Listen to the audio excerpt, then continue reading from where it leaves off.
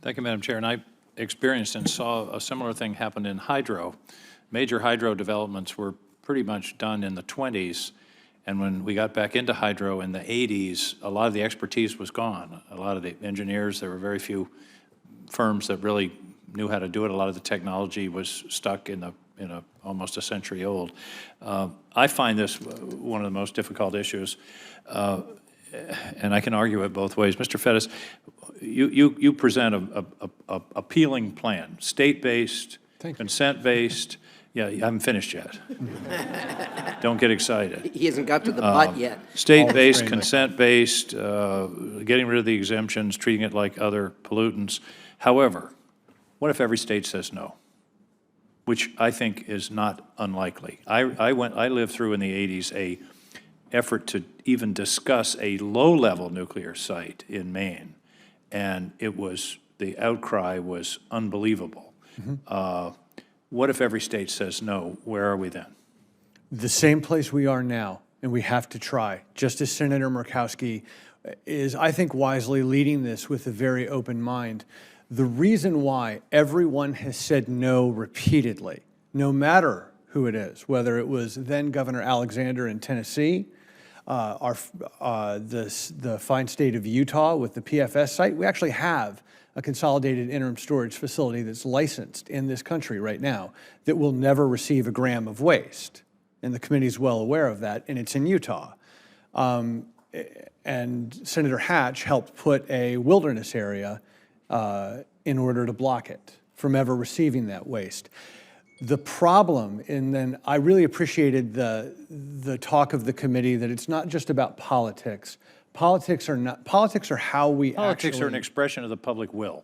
Right. I don't like it when somebody says, we're not going to let politics block these things. That's the public speaking. I couldn't agree more. And we have to take account of that. And the way we've done that remarkably in this country with all kinds of difficult, controversial issues are through our bedrock environmental statutes, where we have a strong EPA that sets a strong foundational floor of protective standards, and then states have delegated programs, whether it's air, water, something else. If you build a widget factory, Senator King's widget factory, and you have a set of methyl ethyl death that gets emitted from your factory, the state can actually protect its citizens, its environment, its waterways, okay, whatever. But assume for a moment my hypothetical that we can't find a state that says yes. They all say no. Then as you say, we're back where we are now. We've got 80 so-called temporary sites. We've got one in Maine, costing us $10 million a year, costing the ratepayers and the federal government, the ratepayers through the federal government, $10 million a year. That's sort of that's the fallback. Well, can I do my coda? You don't have a countdown clock in front of you. You can do it if you can do it quickly. Super fast. I'm running out of time. We have a vastly higher chance of actually having states get to yes if they don't have to take the entire burden. It also solves some of the transportation issues. They can do regional, they can do state. Well, regional is better than one national anyway because of transportation. Correct. The transportation routes to Nevada are, I've seen them. I mean, it's Chicago, Kansas City. Almost every congressional district. But the idea... And it would be 2 or 3 trains a week for years Correct. to take care of what we've got. Yep. Okay. Senator, if I could interject. Yes. Part of the problem with consent is who consents. If you look at the current situation in Nevada right now, the people who live closest to the repository have expressed their political consent for the facility there. But when you add I think the lady sits next to me knows more about what the people of Nevada feel about I this understand that, but else. what I was going to add is when you add the additional level of government in between at the state level, it becomes very difficult, and no one in the world has solved that conundrum to date.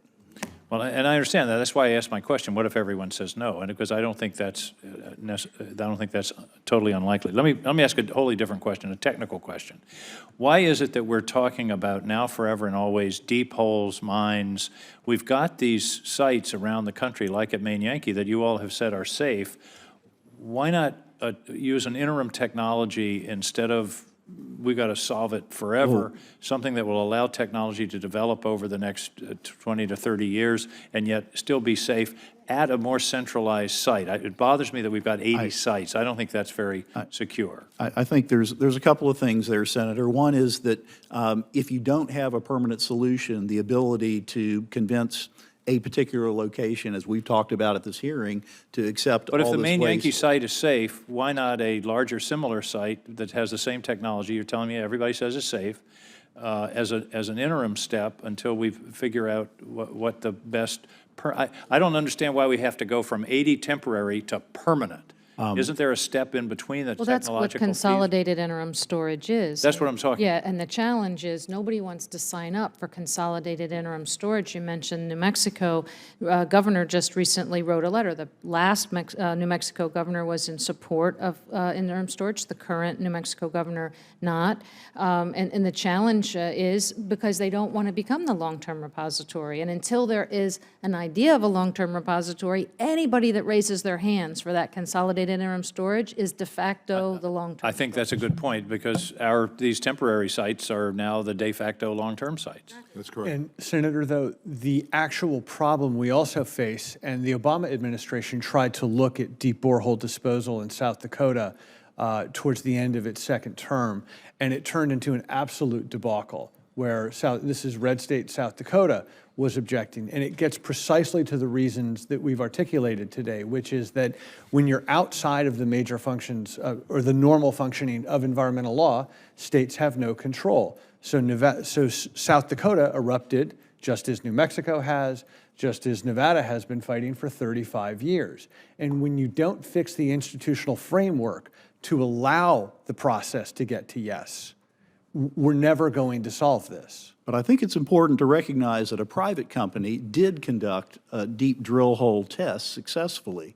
And I think what that points to is the need to get the management of the waste program away from the Department of Energy and put it into a single-purpose, Which is what you're suggesting. focused organization that is dedicated to actual success. And we have submitted in our comments, in our testimony, comments along those lines. Well, but I think the it does, concept there of the is bill hope. makes sense, but it bothers me that, as I understand it, the bill essentially says this is the way we're going to proceed, except Yucca Mountain's still on a different track that doesn't require consent. Anyway, Madam Chairman, thank you. This is a very important hearing. I appreciate your conducting.